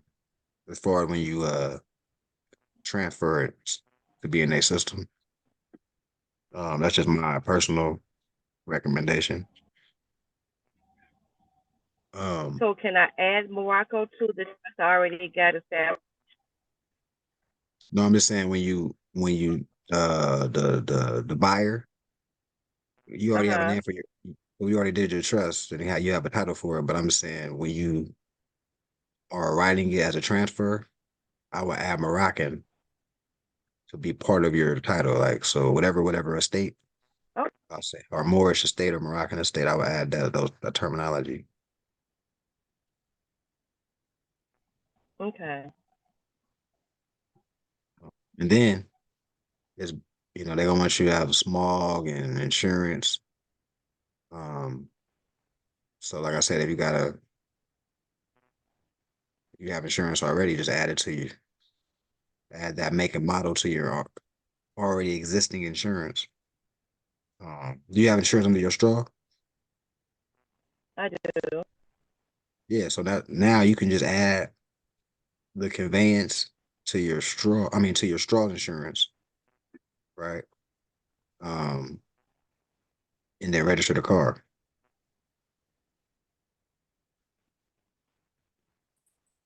In order to register, they're gonna want to see that the car got insurance and then it got smog. And after that, they're gonna make just get a smog check basically. Make sure it's not like fumes that are, you know, I don't know Oh, what they, yeah, it's not smoking and all that excessively. Um, and then they're gonna register whatever you tell them to register it under. There's people that got LLCs, trusts. It's not something out of the norm to have a company conveyance or a conveyance that's part of someone's estate, right? And yeah, simple as that. I wouldn't get too wordy. Just keep it simple. They're not going. They never asked me for an ID when I transfer ownership of a conveyance, so that's not even something that they're concerned with. Um, so yeah, start there. Yeah. Yes. Yeah. And then also, yeah, what you might want to do is go to like maybe Staples and get you a nice colorful binder and print out the most pertinent laws like House Resolution 75, the Sundry Free Boards Act, AA 222141. Might want to add that in there. Yeah, just start. So if you ever get stopped again, you can give them a nice clean and give them a photocopy of your ID. Don't give them your actual ID. I learned by experience. I would never give him my ID. So I photocopy my ID and now I have it inside my binder. And so if I ever get stopped, I would hand them the binder. They can prove and see all the violating for themselves if they try to run that, try to overlook the obvious. That's a good idea. Yeah. So get that binder, put that binder in your car, and have your insurance information in there. Make it a one-stop shop. So when they go to their car and they got that binder in their hand and they're flipping through it, they can see everything is neat. It's neat. It's coordinated, and they can clearly see the seals and everything from their bosses. And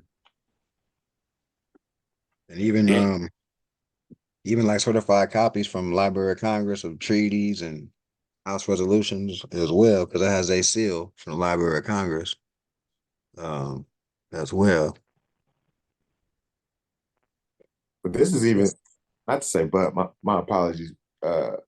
This is saying that they're even competent of what we're talking about, right? Like this is more so like you were saying, most of the policemen, aren't really competent of that, and they aren't really looking to be, right? Like, so ask for the supervisor and um and move forward with that, because it seems like they wouldn't really even know all of this. Right. But like I say, she wasn't registered at all. So In her situation, yeah. yeah. And like I said, I've had like small victories, see, but my vehicle is registered, but no, I take that back. It was registered in the straw. She said it was registered in the straw. So that's Mhm. why yeah, when he was saying that he was Kabaka Bay, they looking at the registration and the picture that pops up. Like, And that's not you. that's not you, right? So Yeah, yeah, you gave me a false name, pretty much. They said. yeah. But like what you said, it to to not have any conflict or anything, go with what they saying and you deal with them in a court matter, as far as what brother Larry Bay said, have all of your ducks in a row, and they won't even really say nothing until you have everything in order, right? Yeah, now if say Kabaka had it in a trust, Yeah. now it's a different conversation. And Mhm. and matter of fact, he didn't have plates. That's what it was. He didn't have no plates on there, and that's gonna be a red flag. It's, you a eyesore. And Right. I get it too. It's not like, when our people first wake up to this, they see all these laws and stuff, and you know people people want to try it out. See, but if you're gonna go not registered like that and you just want to see what happens, I wouldn't have it registered in the straw, and I would put like a Moroccan plate, a Moorish plate on there if I'm gonna go that direction. But I don't even recommend that at this point, because um we're not built up like that. Like I said, it ain't looking like Chinatown for the Moors. I don't recommend doing any of that stuff. Right. Um, Right. but No, no but you do backing. have the right in operational law. You do have the right to do so. I'm not saying that, but at the same time, I'm being like realistic here. At the same time, like Mhm. especially if you got children, whatever. It's a headache. It's other things that we could be doing, like nation building, getting Right. businesses established, economics is things that trumps the pecking order, in my opinion. You know what I'm saying? How did you in that event, like it just in a scenario of myself, if I'm pulled over and I I'm not trying to ruffle any feathers or anything, but I do have things in order. You said sign it a certain way and then take it up in legal matter or court matter. Yeah, threat, duress, and coercion, or TDC. Just simply write that on the ticket. Yeah, just TDC, or you can sign threat, duress, and coercion. TDC. Okay. But if there's anything, I mean, because it sounds like just the information that you're saying and the brother Larry Bay is saying is you you can't be attached in any type of jurisdiction, or whether it be your address, your anything, because they're going to be able to pull you up, huh? Yeah, so if I get pulled over, like say I'm in my conveyance, I get pulled over, or not even pulled over, they just run my plate. They get behind me, run the plate. Mhm. It's gonna say Khalifa Society Moroccan Consulate Trust, right? So um Mm. when they're gonna see that in their computer. Uh-huh. All right, so this manual right here is dealing with non-US citizens, foreign nationals, or part consulates or embassies, or we just simply call them temples, body politics, nation states, or whatever, right? Correct. Um, their mind gonna be on that mode, and then I'll bring up the manual, right? Mhm. In this manual, it's gonna go to a Q&A, and that's why it's good to know the manual. Like I know this manual like the back of my hand. But you also want to physically have it and have things highlighted. Let's go through a couple. I, if you read maybe the first page of that access manual, it states in there that they're under Article, what is that? Article 6, Section 1, I mean, Clause 1 and Clause 2. So Right that's Yeah. the here. major red flag for them. See right here. That consular notification manual falls under Article 6 of the Constitution, Clause 1 and Clause 2. So Mhm. really, you see this? Everybody see the screen? Yes. So back to what he was saying. Um, and it's up to the official to the extent they pertain to matters with such officials' competence as a matter of international law in the U.S. Constitution. See Article 6, Clause 2, which states all treaties are the supreme law of the land. Right. So that's where we bring out the Treaty of Peace and Friendship. And it also talks about it's codified that so we read what the front page said, right? These are instructions for federal, state, and local law enforcement on how to deal with non-US citizens. All right. So we got to know the treaty. We should have the treaty. Like the brother said, in the binder, have this manual, have the treaty, have the House resolution saying that we Aboriginal indigenous to the Americas. You know, you want to have House Resolution 75, talk about the bays and the L's and how these are Moorish titles, you know. And just a Q&A section too of this manual that you should know as well. So we're dealing with consular officers or what a consul is, right? Right there for you, right? So that's why it's important to say like you're part of a body because you have the right to contact a consular officer or somebody that's competent in the group. That would be you, correct? Yeah, Oh, but this would be the structure of knowing what's in the manual so you can relay it on the scene. yeah. Like I have the right to speak with my consular officer. Mhm. That's the lingo. Because they're gonna see if you're acting like a consul or you're acting like a person that's part of what they call a consulate, with the plural. And based on how your questions, they're gonna be like, oh yeah, he didn't read the manual. Yeah. We ain't Right, trying to be on the hook. We ain't trying to get a lot, you know what I mean? right, right. I have the right to this, I have a nationality. Um, so what was I looking for here? I'm looking for some. Oh, who is a foreign national? For purposes of council notification and access, a foreign national is any person who is not a U.S. citizen.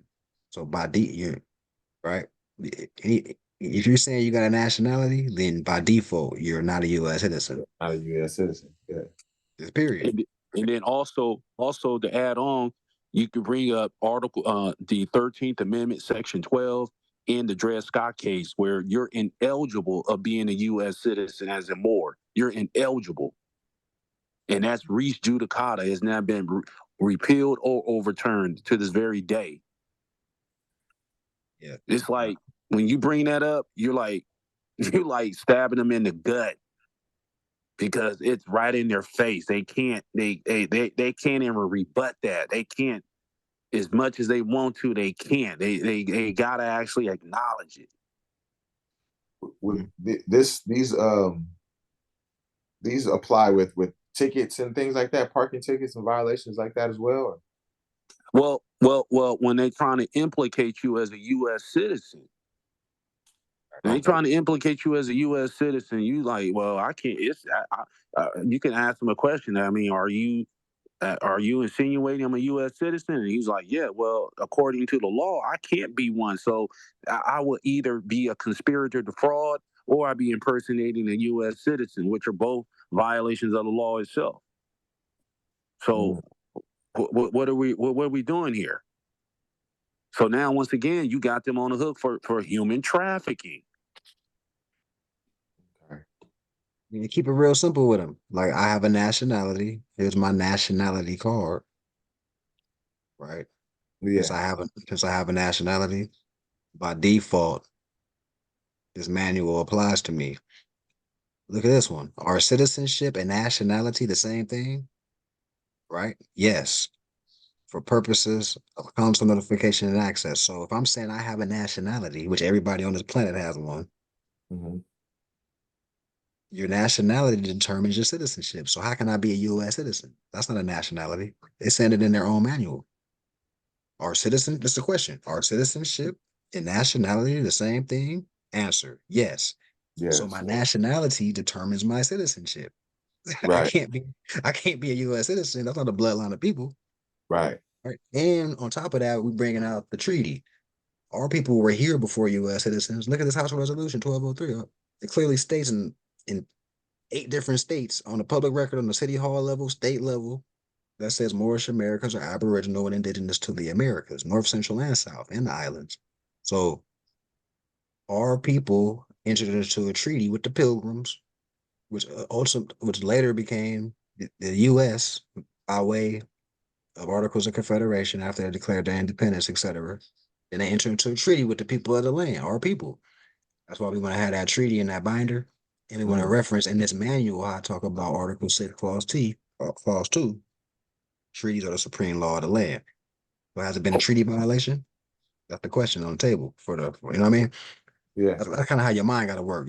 Order of operations. Yeah. Oh, and then one last thing. I was going to tell you what you can do is do what is known as an executor letter. An executor letter, you're going to register mail it to yourself. Then you're going to send a copy of that to your head postmaster in your area.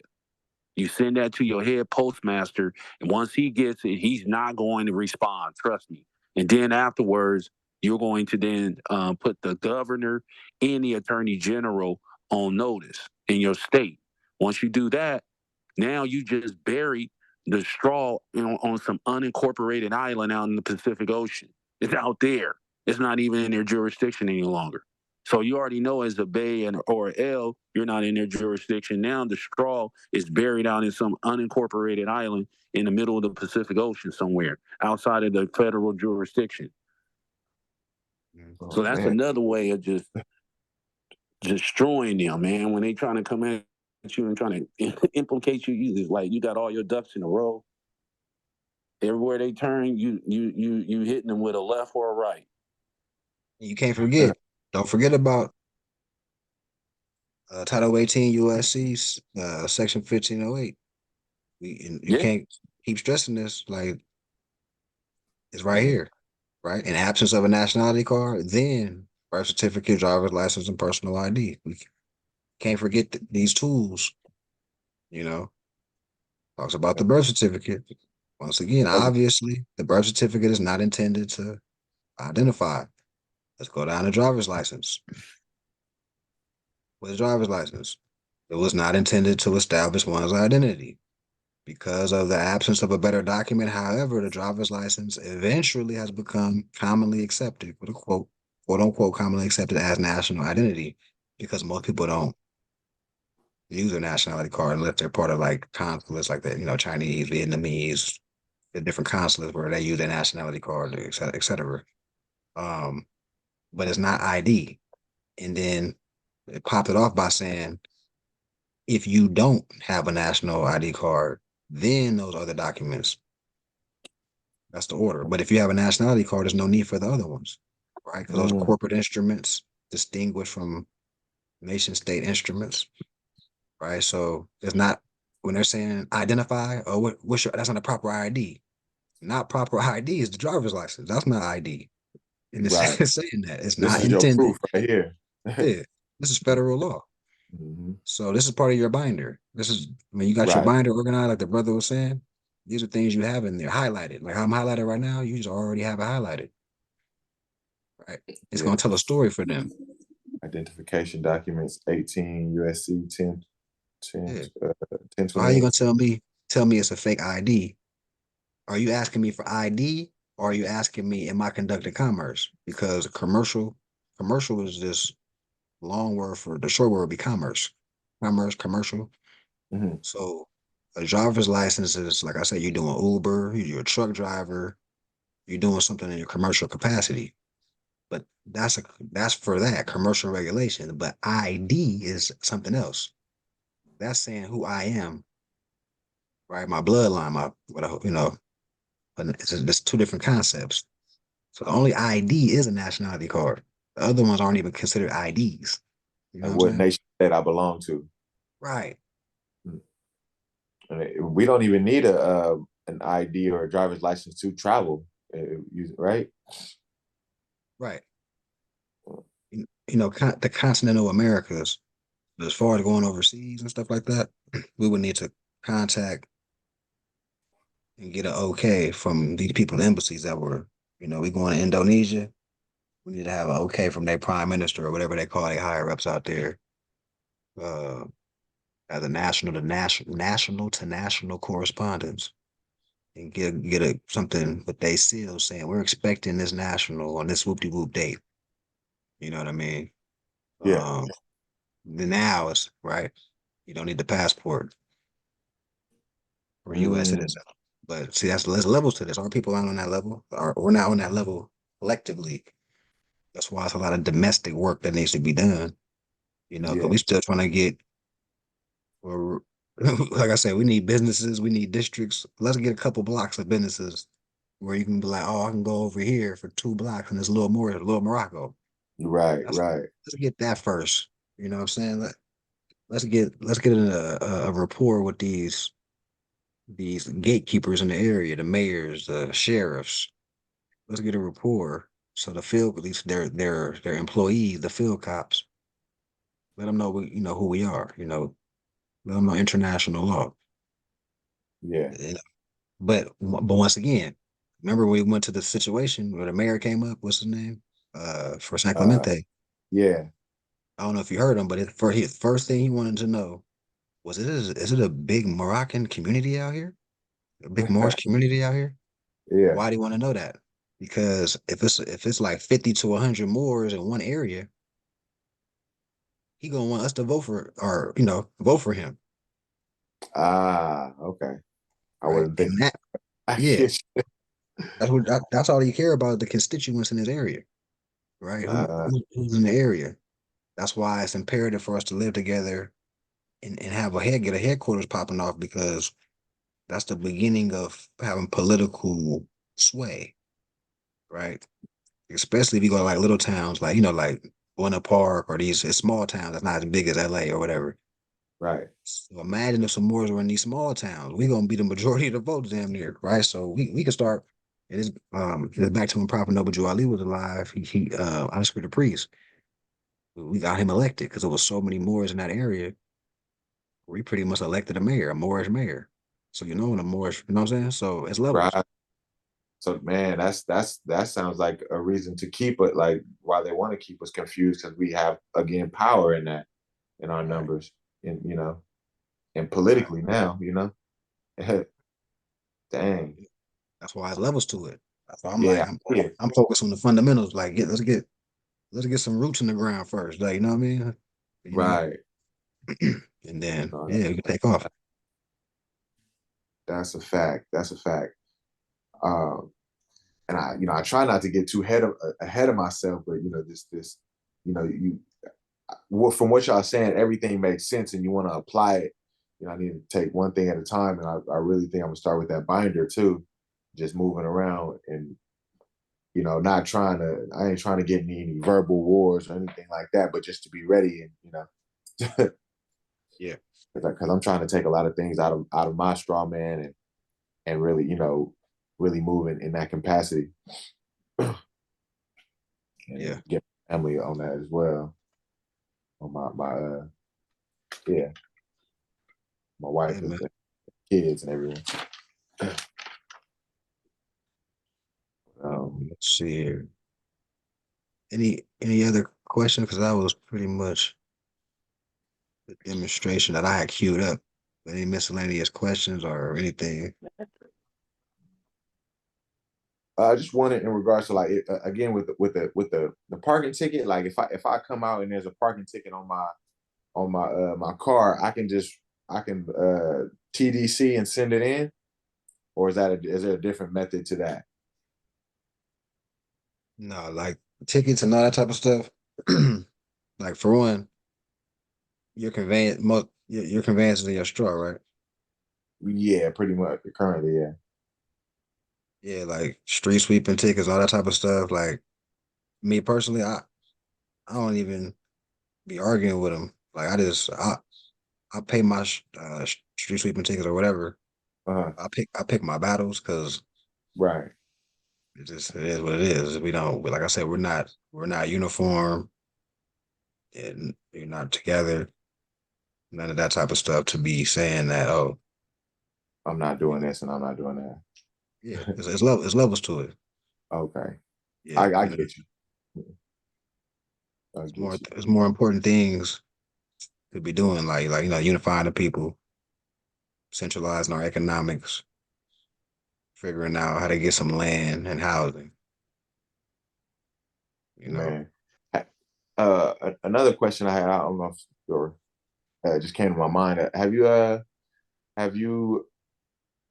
sat down and talked with any like Jehovah's Witness, any people of that religious background? Yeah, I think yeah, I've talked to people that grew up like that before. Yeah, I have an uncle that I want to start talking to, and just wondering how was that for for yourself when you talk to them. Yeah, it's the same thing with our brothers as Hebrew Israelite, Muslim, Nation of Islam, 5%ers. It's all the same story. It's kind of like what we just read earlier. Like your nationality is one thing, what your quote unquote religion is another. And it's Mm, back to the classic example. You go to these Asian communities, they know their nationality. Some of them is Buddhist, some of them is Christian, some of them is Taoist, mm, yeah, whatever. That's not stopping them from working together. On the outside looking in, you won't even know the differences that they are. You just see people working together. right. So that's the pecking order, we're not here to argue about quote unquote religion. We're trying to get some Yeah, work done. We're trying to unite with the people. And while we're doing that, we had lessons about how we did conduct ourselves culturally, so you want to tap into that, but we're not trying to bash other people, quote unquote religion. But oh we no, will we will open the lenses up, because like I say, a lot of Christians, a lot of Muslims, when you start, and that's the whole point of us getting the being studious and studied, so we can present concepts for our people that are heavily indoctrinated in commercial religion, because we should be able to go into that book that they're familiar with and open their eyes up to certain concepts in their book they're familiar with, right? And the only way for right. us to do that is to be studied. We can, I can go into the Bible or the Quran or whatever they at, meet them where they at, and show them like, this what this means. Certain things are symbolic, certain things are astronomical, certain things are principle, parables and things like that. Hmm. And some of it is actual historical account of our people, bloodline wise, in some cases of the Bible. But you got like our people as minorities, we gotta treat them like they like little nephews, your little brother. Be patient with them, draw up examples for them, and help them see why, for example, in the Quran lessons in Circle 7, we go over Ham and Kush, like we went over before. Like, yeah, that's a perfect example because you was in that session, right? So Uh-huh. a lot of people that are into Christian circles will know about Ham and Kush, but they might not have know it from that perspective, right? Hmm. Of how we went to the Haas Moorish bloodline. Um, they might not know from the perspective of like the three wise men or the three kings. They might not know it's talking about the constellation of Orion's belt. They might not know that, you Right, know. or that they were even Moors, huh? I think we realized that on the three wise men were Moors. Right, yeah, we're dealing with Queen Sheba and stuff like that, right? Hmm. Yeah, so you see how it opens the rabbit hole to like a lot of, our people getting packaged information from whoever their middleman is, or, i.e., they pastor, rabbi, they minister, they getting a fragment of the whole story. So us as the Moor are supposed to give them that whole enchilada. Right, right, You want them to be starry eyed. You want them to be like, "Oh my God, I didn't know this, brother. Thank you." That's the right, response when they talk to right. the Moor. You know what I'm Really. saying? Yeah, yeah, yeah. No doubt. Thank you, brother. Man, what I mean? People was on the verge of tears when I started talking, like over the years, talking to people about this info. Like, some people it's gonna really hit. Like, man, I've been lied to. Like, so we got a great responsibility, man. Yeah. I mean, that's what we in it for. We chose this road to be humanitarians and do something with what we're doing in real time. You know, um, Mhm. but yeah, yeah. Any other statements, questions, thoughts, and once again, Cinco de Mayo, Granada Beach, 2 o'clock. Is that next Sunday? Yeah, Oh, yeah, it actually is. It's hmm okay, yeah, yeah. So next Sunday we'll be meeting in the flesh. And yeah, let's communicate throughout the week just to, to figure out if we even want to have food or if we want to just kind of do the yoga, chess tournament, whatever. These are things I thought about. Whatever. Yeah. Also, yeah, make sure everybody bring their own chair, yoga mat if they want to. Some type of, if you don't want to be directly in the grass. And fed and turbaned up, man. Chess boards and everything, or You on the chessboard? yeah, I have one. Oh yeah, bring it. Yeah. You on Yeah. the chessboard, DL? No, I don't own one, but I can play. Okay. Well, yeah, yeah. All right. Well, yeah, just bring yours, Justin. I'll bring it. I'll bring that. Sure. And yeah, like I said, I just communicate on if we're bringing food or just some type of snack or Ramadan's currently over, right? Yeah, it's over. Okay. Cool. Yeah, man. How did that go? How did Ramadan go for you? Pretty good. I went through the whole situation. I was ate when the sun was going down. I did pretty good. Yeah, Yeah, I did pretty good. sure. It wasn't too strenuous or nothing. Yeah, Okay. man. Do you Brother do Benjamin that? Bay. That's something you just started. What, Ramadan? Yeah. Participating? Participating in Ramadan. That's my second. Well, you know what? It's my back to back. Yeah, I did last year, but the year before that, I don't think I participated before that. Okay. So yeah, Oh, beautiful. Sure. Okay. Um, just a quick overview of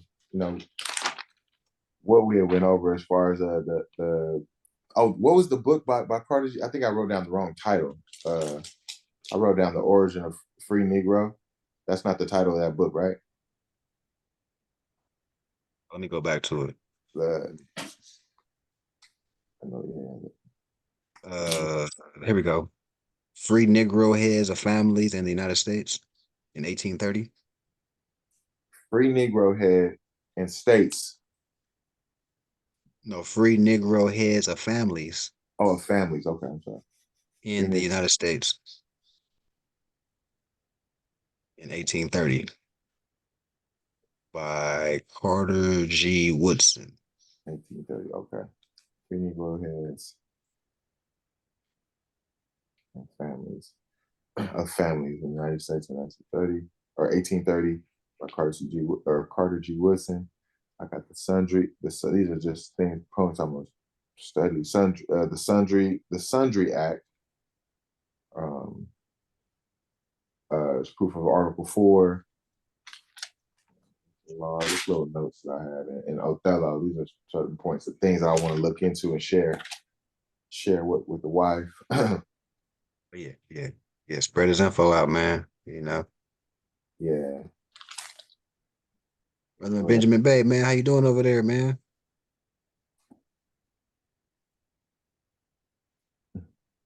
I'm peaceful, man.